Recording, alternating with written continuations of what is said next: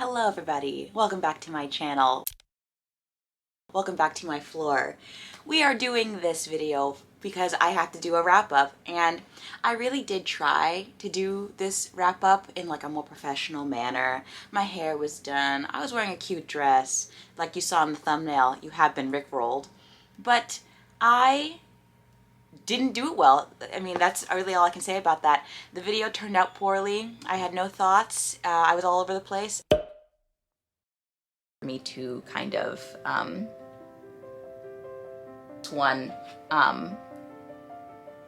in this past month, and it was an arc that I was kindly I can't say the sentence, and I wanted to do it again, but I couldn't be bothered to dress up, so I'm wearing the robe that I stole from my father. Deal with it. This wrap up is going to be for November. I read, how many books did I read? I read 18 stories, and 6 of them were graphic novels, so we're going to talk about those. And a lot of the books that I talked about, were involved in some way in the Get a Clue readathon, and I did a lot of videos chronicling those reading experiences, so I will link them down below. And most of the books, if I don't talk about them in depth, most of those books have been talked about without spoilers in those videos. So again, you can go watch those if you want to know a little bit more about the plots and how I felt about them. So my first mistake in doing this video was that I didn't go chronologically throughout the month. So I got caught in the weeds. I got confused. So we're gonna go throughout what I read from start to finish, shall we? So it looks like my sources are saying that I read, the first book that I read in the month of November was Muse of Nightmares by Laini Taylor. This is the sequel to Strange the Dreamer, which is a book that I read years and years ago when it first came out, and then I never finished the duology, which, I mean, like, duologies are like the easiest thing to read because there's only 2 of them. So what was wrong with me? I don't know. But this follows the characters of Strange the Dreamer after the aftermath of that huge cliffhanger that we had in book 1. Of course, I can't spoil that, but I am just realizing now that I did a whole reading vlog for Strange the Dreamer, and then I never posted it. I edited that thing. It's 40 minutes long, and I never posted it. Should I post it? I don't know. But I love this book. Give it 5 stars. The writing is still as lyrical and poetic as it is in the first book. Basically, the first book is involving these characters who live in this world where there was a whole city that the knowledge of that city and the name has been wiped from existence. There's all these gods and all of these beings, and it's very much so about books and literature and libraries. It's amazing. You need to read it. You need to read it. Just know that I loved it. I finished it in like a day, and yeah. Although I will say that the ending, not the ending sequence of like the whole climactic event of how the book is finished, that, loved it. I will say the epilogue left something to be desired. I just wanted it to wrap up a little better. I don't know how that would have been, but The next book we're talking about is The Brothers Hawthorne by Jennifer Lynn Barnes. I don't know why I gave this book a 4-star. I don't know why. This is the 4th book in the Inheritance Games trilogy. It is a continuation following 2 of the brothers in the trilogy. Whereas the first book is about Avery Grams, who becomes this heiress of this Hawthorne family, where you would think that the grandsons would receive the inheritance. Instead, she does. And you're following her in that trilogy. I really like that original trilogy. I think it is a little bit too hyped because while I did enjoy it, it felt a little bit like, I don't know, it just felt like, cool, that's a good story. And then I don't think I'm ever going to read that trilogy again. So in my opinion, it's not amazing, but that's just me. And I don't think that this needed to have another continuation, because the plot of this book is going off and talking about and watching, or is following the brothers Jameson and Grayson and what they do after Avery's whole story is finished. And for one, I don't like that it switches perspectives from first perspective to, in this book, it's third perspective. I just feel like this type of a book needs to be in first person. It really does. And then also, I only liked half of the book because you keep swapping between Grayson and Jameson, and quite frankly, I only care about Jameson. So, in my opinion, half of this book didn't need to happen, but I did enjoy how Jennifer Lynn Barnes does her chapter to chapter cliffhangers. She keeps you hanging on by a thread. So, yeah, I enjoyed Jameson's sections. They were very thrilling, very entertaining. Oh my gosh, the next book that I read. So I employed Libby a lot during this month because I didn't know what I was going to be reading, so I had to end up just like searching online on Libby for what was available from my library. And I found Beautiful Creatures because apparently I just wanted to torture myself. And that's by Kami Garcia and Margaret Stoll. It was a very popular book back in the day. It has an adaptation, a movie adaptation. And this is a book about, I really couldn't even tell you. This is a book about a family in the South. Well, mostly it's about Ethan Waite. And he is this I'm not like other boys boy who likes to read, but is also on the basketball team. So he's a jock, but he's not that kind of jock. You feel me? And he sees this girl named Lena Duquesne one day in school. And she's this goth chick, but she's really beautiful. And she's not like other girls. You feel me? And then he also gets to know her and blah, blah, blah. Her family is strange, and the town hates her. So it's a book about, like, magic and witchery, but it's also about the Civil War. And I don't know why. It felt like two separate books, mainly probably because it was two separate authors. It feels like two separate authors wanted to write their own story. One wanted to write a Civil War retelling, or a Civil War inspired book, and one wanted to write a book about witches. And that's the synopsis for me. I gave this book, I think, 2 stars maybe. I didn't enjoy it. And I feel like there was a lot of hating on Southern people. So I wasn't about that. I am a Southern gal myself, so did not enjoy. The next book, we're going to move past that one. Ooh, the next book that I read was, I think the next book was Ace of Spades by, I'm going to pronounce this person's name correctly. You watch. Farida Abike Iyemedi. Did I do it right? This book is about, it's basically like Gossip Girl. This book is about these two characters, Devon and Chiamara, and they go to a prestigious school where they are pretty much the only black kids in it, and they are both chosen to be prefects in their senior year of high school. And Devon is kind of like an outsider in this school, but Chiamara is the it girl. And one day things get a little kooky when this strange being, this strange entity named Aces, starts to put their personal information on blast and kind of blackmail them. And that's where the Gossip Girl aspect comes in.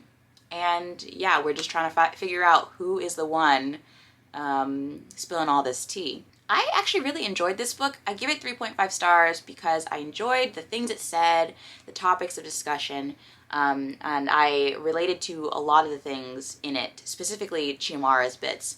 But what I did not enjoy was just the very end, the finale. It was way too dramatic and over the top, and because it was so realistic for the first chunks of the book, I did not understand how it could go so far in the very end. So that was the only place that it really bothered me. But yeah, I read this one, enjoyed it, and the next book that I read was Stormfront by Jim Butcher. I loved this book. Give it 4.5 stars. But yeah, this book is about Harry Dresden, who is a wizard in Chicago, a detective wizard. Harry, you're a wizard. And he is kind of on retainer for the Special Investigations Unit for the Chicago Police Force. So that's how he makes some of his money. He helps out the police when they don't know what is happening, because there are some kooky things that happen in this world. But mainly, the funny thing about this is nobody really believes in magic in this world, but they keep seeing magical things. So that's crazy that that happens, and they're still like, but like, Harry, you're not really a wizard, even though they just saw this murder happen that couldn't, like, someone's chest has, like, been ripped open and they're, like, frozen there. It doesn't make sense. It doesn't make sense, but I still enjoy it. And Harry Dresden has to help the police force solve this murder. And I am of the opinion that Harry Dresden is amazing. I know a lot of people don't enjoy him because he can come off a little chauvinistic, which I don't actually see. I mean, I could see where some people would see that, but for me personally, I just think he's a nice man. So if you mind like an old-timey, well, not an old-timey, if you mind a man, a male figure with a very old-fashioned sense of values, I don't know if you would like this main character. I personally love him. And I love the crazy magic system that's in this book, in this world, because I don't know if this is a spoiler, but you know, if you don't want to hear anything about this book spoiler-wise, skip to where you don't see, when I put this book down, skip to then. So there is this magical skull that Harry uses to help him make potions. His name is Bob. We love Bob. And Bob helps him make potions like a love potion or something like that. And the way in which they make these potions is just crazy. And it doesn't make sense, but it's just hilarious. So I think all of those like potion making montages are so fun. I just really enjoyed the journey we went on, and I'm interested in seeing more of Harry Dresden's actual backstory. So yeah, I think I talked way too much about this. I talked about it a little more in depth in a video, so you can go watch that if you like. But yeah, I love this book. I will continue reading on in the series. Okay, the next book that I read was The Gracier by Kim Liggett. I don't know what I gave this book. Hold on, because I read this one via Libby again. Oh, I gave it 2 stars. I gave this book 2 stars. Yo, this book is basically like Lord of the Flies meets America's Next Top Model. That's how I feel like I could pitch this book to somebody. This is about our main character, Tierney, who is this girl who lives in a society where all of the women in the society, when they turn 16, they come into their powers, and the men are so afraid of their powers.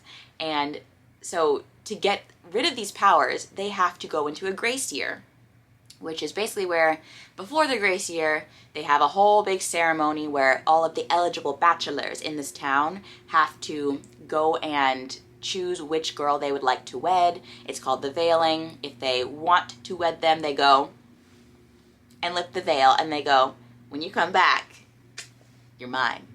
And so, but even after that, even the girls that do get unveiled, and the ones that don't, if they don't get veiled or unveiled, they have to go back and do like the hard-working labor jobs, which Tierney is all set to do. She's like, yo, put me in the field.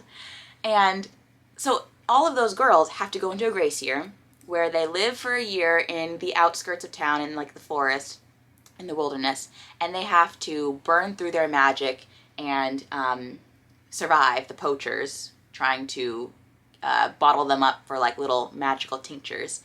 And if they survive, then they get to go home and live their lives. And now, this book was very interesting, in my opinion, because it talks a lot about mob mentality, let's just say, and the power of suggestion. And I loved all of those things.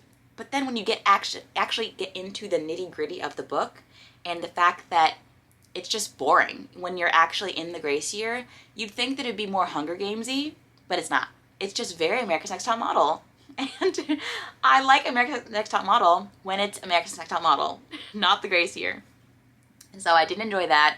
I did enjoy Michael Welk, is that his name? Loved Michael. He is amazing. He's my sweet baby. Love him to the end of time. And yeah, there were a lot of like, whoa moments in this book, which I think if you like shock factor, then you'll like this book. I did enjoy the end, but there was just too much dislike to outweigh the like. But yeah, read that book. And the next book that I read was, I read The Fine Print by Lauren Asher. How many stars did I give this book? I give it 3 stars. So, The Fine Print by Lauren Asher is a book about these 2 characters. One's name is Rowan. He is a man who is the grandson of this Walt Disney type character. Now, his grandfather has passed away, and him and his brothers, to receive their inheritance, have to do these they have a list of things to accomplish. And Rowan's task is to take the Disneyland type place, or Dreamland in this scenario, take that amusement park, and streamline it and make it so that it works just very well, I guess, is the only way I can sum this up. And while he's there, he has to go to Florida, and he has to, sit in on all the meetings and see what's happening, how the day-to-day runs. And while he's sitting in on one of these meetings, he sees this woman named Zara, who is like 7 years younger than him, and comes in late to the meeting. So strike 1. With a penny board, strike 2. And it's just rude, strike 3. And that's where the book lost me. But this is like a grumpy sunshine kind of a mixed pairing, and in this case it did not work for me. I usually enjoy grumpy sunshine, especially if the man is the grump, but I did not enjoy Zara in particular. I just didn't enjoy how inappropriate she was in this work setting. And then there's an aspect of it where there's a lot of lies that take place, but the lies are stupid. So, I enjoy what it was trying to do. It was trying to, make this man see all there is to life, and because Rowan is a very negative and, cynical. He's a very cynical man, and Zara has to make him kind of come out of that and like rediscover his passion, which is what his grandfather's trying to do. But the actual way in which this book was written did not jive with me, so didn't enjoy. And also, like, who else feels me? We need more closed-door romances. I don't want to see all that nitty-gritty. I don't need to know all the ins and outs. I just want to know that you had a lovely time together, and that's it. Maybe that's just 27. I just need something a little more pure. I don't know. Okay, the next book that I read... Okay, here's where we start getting into the weeds. I read a bunch of manga, and I'm basically going to tell you what I read, what the star rating I gave it, and like a little cursory glance at the synopsis. Shall we?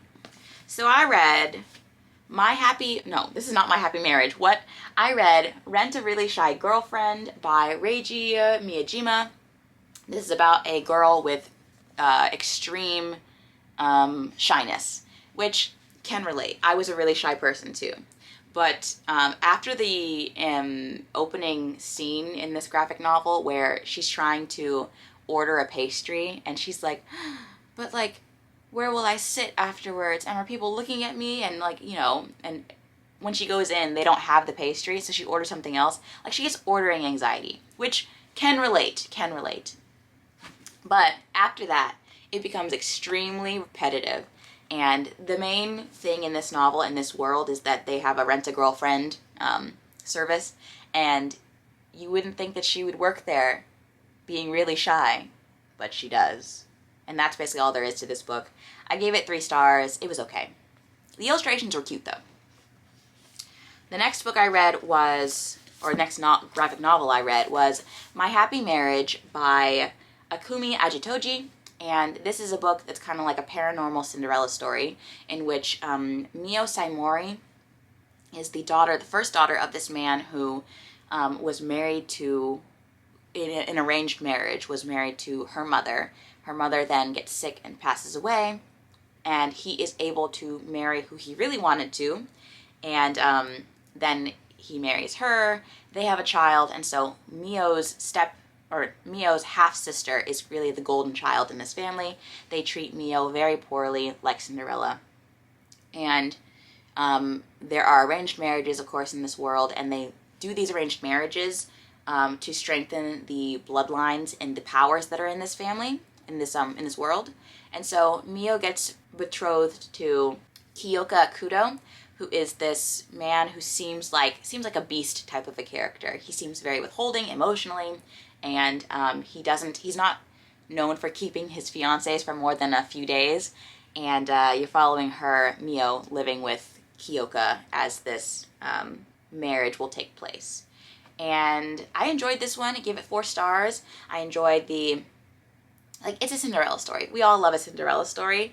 And I enjoyed the, lore of this world. And I'm interested in seeing how the powers develop. And all in all, I thought it was a good time. Gave it 4 stars. And yeah, that's all I have to say about this one. The next book that I read, or manga that I read, was The Legend graphic novel. I don't have a lot to say about this one because it is a graphic novel version of the trilogy, or the book 1 in the trilogy, the Legend trilogy. And I loved that book series when I was younger. I was a stan. Especially loved the last book, Made Me Cry, Champion. Go read that trilogy. It's great. But this is a book about about Day and June and the society they live in. It's dystopian, and they live in a world where there's a republic and there's these rebels, and they're fighting this kind of civil war, I guess you could say. Day is known as this kid who is the rebel, and he's a legend, and he is wanted for many things. And June is this, and they're really young. I don't think I had a problem with this when I was a teenager, but the ages of these characters, crazy, bananas, bonkers. 15, what? But June is this 15-year-old prodigy who scored a perfect score on her test, on the test that all of these kids in this society have to take, and it dictates where you will go in life after that test. If you get a poor score, you go to the camps. If you get a really good score, you get to go to the good schools. And so this graphic novel / book is chronicling how their paths intersect in this story. And I like how this is a very condensed version of the book. So if you want to read, in this circumstance, if I wanted to reread the series but didn't want to reread the series, I think it'd be great to go to this graphic novel because it condenses everything and makes it a little bit shorter. It's like a recap, if you will. So, I love this book. Give it 4 stars. All right, the last graphic novel that I read, I believe, was 3 graphic novels in one omnibus, which was the One Piece graphic novel, or manga. And I loved this. I was trying to become a One Piece girly this past month. I don't know if it really took. I started watching the series, the anime, and I think it's cute. I love the soundtrack. I don't know if I'm quite in it yet, but we'll see. We'll see where it goes. And this is basically just about a young man named Monkey D. Luffy who has extreme gum powers, as in he can stretch really, really far, and he wants to become the Pirate King, or the King of the Pirates. And this is just his journey capturing a bunch of people who are going to be his crew. Or what's the word? Recruiting. He's just recruiting people. That's about it. If you like pirate stories, if you like stories that are on the sea, if you like grand adventure, this is a good book. And I gave the first volume in this series 5 stars because it was just so good. I can't say anything else but that it was really good. I loved it. The next 2 got 4 stars respectively. There's a clown in this called Captain Buggy. Didn't like him, and his story went on for way too long. Alright, the next book that I read was Night of Cake and Puppets by Laini Taylor. This is book 1.5. It's a novella in the Daughter of Smoke and Bone trilogy. It is following Zuzana, who is, what's her name? Karu. It is following Zuzana, who is Karu's best friend, sidekick person, and this is following her and her boyfriend Mick in the series and how they got together, and basically Susanna really wants to have a really magical first kiss. It's a cute story, and I never really was a fan of Susanna as like a character in the trilogy of Daughter of Smoke and Bone, but this one made me come around to her. I really enjoyed the illustrations in it too, because it's very Susanna. It's very creepy but whimsical. It's just a good time, and it's set in Prague in the snowy time, so it was a great book to read to transition into December. So I really enjoyed it. It's really cute. I give it 4 stars. Okay, the next book that I read was actually an ARC that I was kindly sent from NetGalley, so thank you, NetGalley. And this is called How to Solve Your Own Murder by Kristen Perrin. And quite truthfully, I didn't think I was going to ever read this in my life. I had no thoughts about ever reading this book. And also the summary or the description didn't really capture me either. I just said, hey, it's an ARC. I should read it, right? And I did. And it's about, okay, I'm going to read it to you right now, like almost verbatim. So this says, it's 1965 and teenage Frances Adams is at an English country fair with her 2 best friends. But Frances's night takes a hairpin turn when a fortune teller makes a bone-chilling prediction. One day, Frances will be murdered. Frances spends a lifetime trying to solve a crime that hasn't happened yet, compiling dirt on every person who crosses her path in an effort to prevent her own demise. For decades, no one takes Frances seriously until nearly 60 years later, when Frances is found murdered like she always said she would be.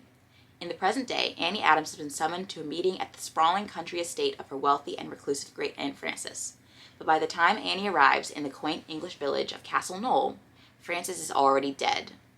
Annie is determined to catch the killer, but thanks to Frances's lifelong habit of digging up secrets and lies, it seems every endearing and eccentric villager might just have a motive for her murder. Okay, so this book was excellent. I gave this one 4.5 stars. This book comes out March 26th next year, I think. And I will be purchasing. I will be buying, unless someone wants to send me one. This book was amazing. I loved the dual timelines. I loved the main character, Annie Adams, who is our super sleuth. I loved how she wasn't like a Mary Sue and just good at everything.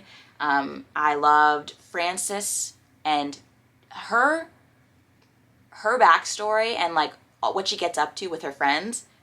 I loved reading it, because this book seems very much so like a cozy mystery, but then there are stakes involved. So it's not quite too quaint and cozy and it's not like a Vicky Delaney cozy mystery. It's something of its own. I don't even know what genre to put it in, but I loved it. And I enjoyed trying to solve the mystery, and I don't even think I did solve the mystery. I think it was just fun to read. So yeah, I will put down in the links, I will put in the description down below a link to my Goodreads review if you want to look that up and see kind of what else I had to say about it. No spoilers, of course, but yeah, I really enjoyed this one, and I will be reading it when it comes out. It was fantastic. Oh, and before I stop talking about this one, I also just really enjoyed the whole community of Castle Knoll. All the people, the businesses, you really get invested in this whole town. So yeah, loved it. Okay, the next book that I read that I will have to spoil a couple things because I have to talk about it was Morning Star, the conclusion to the Red Rising trilogy by Pierce Brown. I loved this book. It made me cry. It made me laugh. I loved it. So if you don't know what Red Rising is, it's a book about Darrow, set in space in Mars, and he is a red, and reds are the lowest of the colors, and they have to do all of the terraforming and the mining, and they lead terrible lives, and the gold are the highest of the society, and when something happens to Darrow in the first book, he has to go undercover and become a gold. I don't think that's a spoiler. If it is, sorry. But this last book, because it's not really the last book, which makes me say, do I need to read the next trilogy? Please let me know if it even is a trilogy. Is it just going to keep going on forever? Do I need to do that to myself? Let me know. But this book was just epic. And I will be spoiling things right now. So if you don't want spoilers, when the picture of the book goes away, you're safe. Okay, so I just want to talk about a couple of things that just like made me go, ugh. So first of all, Darrow's family, alive and well. Thank goodness. Second of all, Darrow was trapped in that box for so long and he becomes so scrawny. Oh my gosh. And then, like, the fact that Darrow just is flying by the seat of his pants and he really just feels like he needs to seem like he knows what he's doing at all times. And he's like, I don't know what's happening, but I'm going to give everybody this sense of comfort and that I know what I'm going to do next. And then the star of this book, I feel, is Victra. Victra, I love her. She is just such a baddie, and her whole romance with Severo was weird, but I liked it. Their marriage, the fact, oh my gosh, I can't even keep my mind in a good place right now. Ragnar dying, what? Cassius ending up, like, becoming this turncoat, but then also not being a turncoat, and like the whole ending sequence with Cassius cutting off Darrow's hand, and then Severo, I thought he died, but I was like, wait, Pierce Brown is trying to make me think something, so I thought, he's not dead. And he wasn't dead. Severo was alive and well. And the callback to the Hemanthus from book 1 to book 3, amazing. And then also, bye Felicia. Okay, when Victor said bye Felicia, I really did laugh. I really did. And then, at the end, Darrow has a son. Pax? Virginia, Mustang. How could you do that to me? How could you do that to me? Anyways, spoilers gone. You can continue listening. This book was epic, and that's all I have to say. Thank you. Goodbye. The next book that I read, which I have a whole video on, which I will link to, of course, it has lots of spoilers, was Among the Pigeons by Agatha Christie. I read this book. I tried to solve the mystery for a video. Spoiler alert, I failed. And if you want to watch me fail spectacularly, go watch that video. This is just a book about, it's a book in the Hercule Poirot series, and it's set in this school, this all-girls school, and one night the games mistress ends up being murdered in the sports pavilion, and you gotta figure out who done it. And like I said, I have a video all about this. I really enjoyed it, and there are so many characters, and there's such an expansive plot, I guess. And there's this fictional place called Ramat, and it was just crazy. I love this book. 4.5 stars. Great. Okay, the last book we're going to talk about, because apparently I just decided to read all of the classic YA, was The Maze Runner by James Dashner. This book, I never wanted to read it because I thought, ew, that's a boy book. And I read it, and I still think, ew, that's a boy book, because it's about this kid named Thomas who wakes up one day in a maze, outside of a maze in this place called the Glade, and with a bunch of other boys. It's an all-boy society until one day, is this a spoiler? No, it's not a spoiler. Until one day, they have sent, the people in the maze have sent a girl, and she's pretty. And so, yeah, then things start happening in a way that's like not the norm for these people in the Glade. And yeah, Thomas decides to go and run the maze. And that's about it. I will say, towards the end, it got me good with all the characters and what happens to them. And I have no idea what's happening in this book. It's confusing to me, but I enjoyed the confusion. And I enjoyed the characters, specifically Minho. I love Minho. And Newt. Minho and Newt, you got me. And I remember that I actually did watch the movie series. I think I watched every single movie besides the last one. And I really enjoyed it. I think it makes a better movie than it does a book. But I don't know if I will continue reading on in the series. If I should, let me know. I think it gets better, apparently, but the jury's still out on that one. But if you don't like books about people just running, this maybe won't be your cup of tea. If you don't like boy books. Don't roast me for saying this is a boy book, okay? Okay, I think that's all the books I read this month. I am addled. I really didn't want this to be a really long video, but when you read more than 10 things in a month, it starts to get a little lengthy. So if you enjoyed this video, give it a thumbs up. If you got all the way to the end, you're a saint. Round of applause. And yeah, so thank you for watching. I will see you guys in the next video, probably sometime this week, or who knows, who knows. Hope you enjoyed leisuring with me, and yeah, hope you have a great day. Peace out.